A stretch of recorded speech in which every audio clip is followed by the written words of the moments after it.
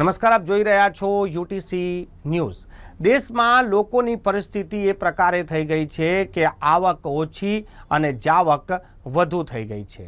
આવકના સ્ત્રોત નથી વધી રહ્યા, કમાણી વધી નહીં રહી, પરંતુ મોંઘવારી કૂદકે ને ફૂસકે વધી રહી છે।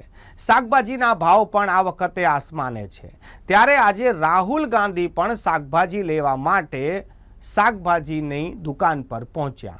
રાહુલ ગાંધીએ જ્યારે મહિલાઓ સાથે ત્યાં શાકભાજીના ભાવો પર ચર્ચા કરી ત્યારે રાહુલ ગાંધીને આજે પહેલી વખત ખબર પડી કે જે લસણ 40 રૂપિયા કિલો મળતું હોય છે તે આજે માર્કેટમાં 400 રૂપિયા કિલો છે। રાહુલ ગાંધીએ લસણના ભાવોને લઈને ટ્વીટ પણ કર્યું છે કે આ વધતી મોંઘવારીમાં ગરીબો કેવી રીતે જીવી રહ્યા છે એ સરકારે જોવું જોઈએ। રાહુલ ગાંધી પાછલા ઘણા સમયથી અલગ અલગ વ્યવસાયથી જોડાયેલા લોકો સાથે ચર્ચા કરે છે, તેમની શું સમસ્યાઓ છે તે પણ જોઈ રહ્યા છે।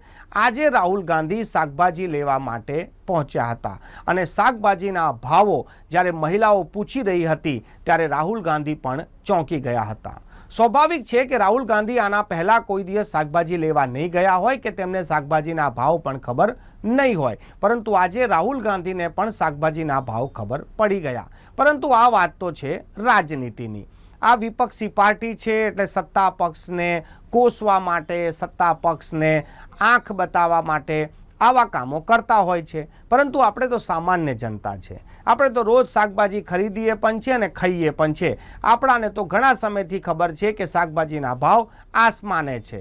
પહેલાં વધારે ખાતા હતા, હવે ઓછું ખાઈને પણ આપણું ભાણું પૂરું કરી લઈએ છીએ। શાકભાજીના જ ભાવ નહીં પરંતુ તમામ વસ્તુઓના ભાવોમાં જંગી વધારો થયો છે અને તેની સામે લોકોના પગાર વધ્યા નથી। આ હકીકત છે। સરકારે આ દિશામાં કામ કરવું જોઈએ।